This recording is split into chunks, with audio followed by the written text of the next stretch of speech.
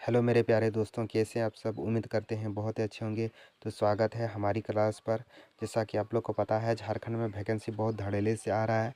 अब कक्षपाल आ गया, उसके बाद झारखंड पुलिस भी आ जाएगा बहुत जल्दी, ठीक है। तो आपको पहले से तैयार रहना है। तो ये क्लास आपके लिए है बहुत ही इम्पोर्टेंट, जिसमें हम आज साइंस को पढ़ाएंगे। साइंस में 3 पार्ट होता है, फिजिक्स, केमिस्ट्री, बायोलॉजी, ठीक है। तो आज हमारा क्लास है भौतिक विज्ञान, मतलब फिजिक्स का होने जा रहा है, ठीक है। जीरो से स्टार्ट करेंगे, जीरो से टॉप लेवल तक रहेगा, आपको चिंता नहीं करना है।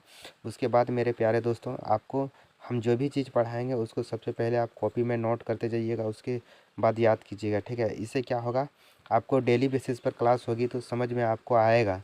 प्लस में आप खुद से नोट्स बनाएंगे तो आपको और भी ज़्यादा समझ में आएगा, ये चीज़ आप जान लीजिए। अगर आप कंपटीशन में नए नए आए हैं तो बहुत ज़्यादा आपको मेहनत करना होगा, ठीक है। साइंस में डरना नहीं है। ये इस चैनल पर हम पूरी तरह से आपको साइंस पढ़ा देंगे, तो आपको बिल्कुल भी घबराना नहीं है। झारखंड का हर एग्ज़ाम के लिए बेनिफिशियल होगा, ठीक है। तो मेरे प्यारे दोस्तों, चलिए बिना बात किए हम लोग चालू करते हैं क्लास को आज, ठीक है। तो आज का पहला क्लास है भौतिक विज्ञान का, जिसमें से हम लोग जानेंगे चाल, दूरी, समय, ये सबको, ठीक है। तो पहला टॉपिक है चाल के बारे में, ठीक है। हेडिंग बनाइएगा चाल। चाल किसे कहते हैं, चाल। देखिए यहाँ पे थोड़ा सा हम इसको कलर कर लेते हैं। चाल किसे कहते हैं, तो इसका डिफिनेशन क्या दीजिएगा आप। इकाई समय में चली गई दूरी को चाल कहा जाता है, ठीक है। हम बहुत ही शॉर्ट तरीके से पढ़ाएंगे आपको, ठीक है, लेकिन एक भी पॉइंट छूटेगा नहीं आपसे, मेरा वादा है। इकाई समय में चली गई दूरी को चाल कहा जाता है, ठीक है। इसका डिफिनेशन है ये। अब देखिए, चाल बराबर हम लोग दूरी बटा समय बहुत दिन से हम लोग पढ़ते आ रहे हैं, मतलब हम लोग 9th में ये चीज़ पढ़े हैं, है कि नहीं। चाल बराबर क्या होता है फॉर्मूला, तो चाल इक्वल टू होता है दूरी बटा समय। क्या हो जाता है मेरे भाई, दूरी बटा समय होता है, ठीक है। इस चीज़ को ध्यान में रखिएगा, ठीक। उम्मीद करते हैं समझ गए होंगे आप। अब देखिए थोड़ा सा इस आगे बढ़ते हैं हम लोग।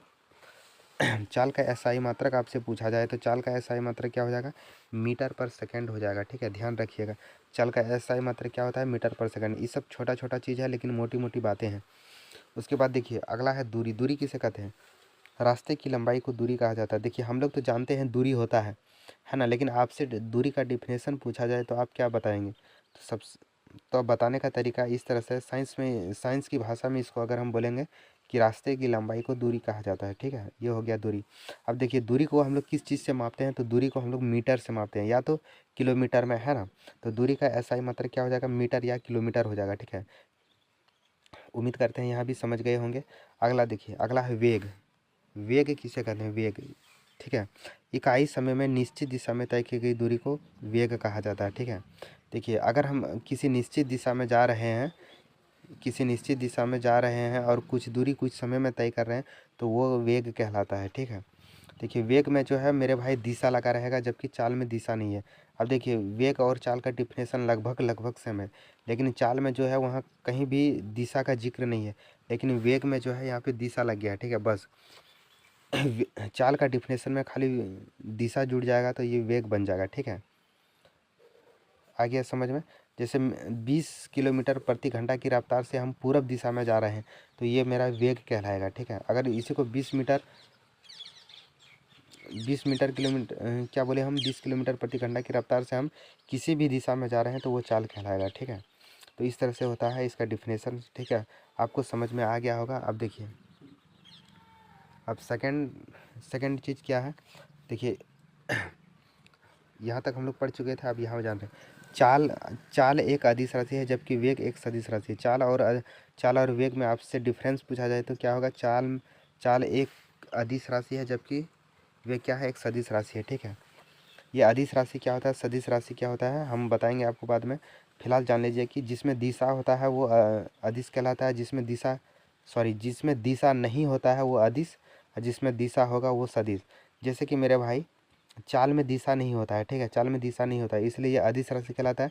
जबकि वेग में दिशा होता है, इसलिए ये सदिश राशि कहलाता है। बस दिशा का खेल है इसमें, ठीक है, अदिश और सदिश में।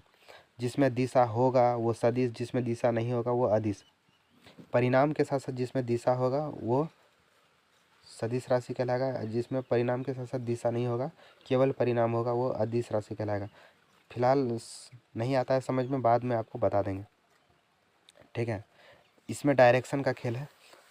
आगे देखिए विस्थापन। विस्थापन क्या होता है, दो बिंदु के बीच न्यूनतम दूरी को विस्थापन कहा जाता है। जैसे दो बिंदु ली, पहले हम यहाँ थे और यहाँ से हम यहाँ आ गए, तो इनके बीच में जो भी डिस्टेंस होगा ये क्या कहलाएगा, ये विस्थापन कहलाएगा। मतलब आप यहाँ से यहाँ आए तो कितना दूर आए, कितना विस्थापित हो गए, ठीक है, इसी को विस्थापन कहा जाता है। उम्मीद करते हैं नहीं आया होगा समझ में, फिर एक बार समझा। दो बिंदु है, यहाँ से यहाँ मान लेते हैं, तो दो बिंदु के बीच की दूरी को क्या कहेंगे, विस्थापन कहलाए, विस्थापन कहेंगे। क्या कहेंगे, विस्थापन। तो दो बिंदु के बीच न्यूनतम दूरी को विस्थापन कहा जाता है। विस्थापन शून्य भी हो सकता है, देखिए यहाँ पे दिख नहीं रहा है, देखिए विस्थापन शून्य भी हो सकता है, लेकिन दूरी कभी शून्य नहीं हो सकता, ठीक है। हाँ, विस्थापन फिर समझा रहे, शून्य कैसे होगा। मान लीजिए एक बिंदु से दूसरे बिंदु जाएंगे और फिर वापस आ जाएंगे, तो बोलेंगे कि आप कितना विस्थापित हो गए, तो आप फिर चले गए यहाँ से यहाँ, फिर आ गए वापस यहाँ से यहाँ, तो इस तरह से आप कहीं भी विस्थापित नहीं हुए, ठीक है।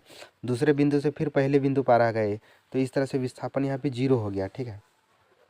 जैसे हम घर से गए बाजार और बाजार से फिर घर आ गए, घर आके बोले कि बताओ जी आप कितना विस्थापित हुए, एक जगह से दूसरे जगह गए तो कितना विस्थापित हुए, तो आप बोलेंगे कि हम शून्य, क्योंकि हम पहले घर पे थे अभी भी घर पर हैं, तो इस तरह से विस्थापन शून्य हो जाता है, ठीक है। उम्मीद करते हैं यहाँ तक समझ गए होंगे। अब आज का क्लास यहीं तक रहेगा, फिर हम लोग इसको अपलोड आगे फिर कल क्लास करेंगे इसका, ठीक है। तब तक के लिए धन्यवाद। जय हिंद, जय भारत।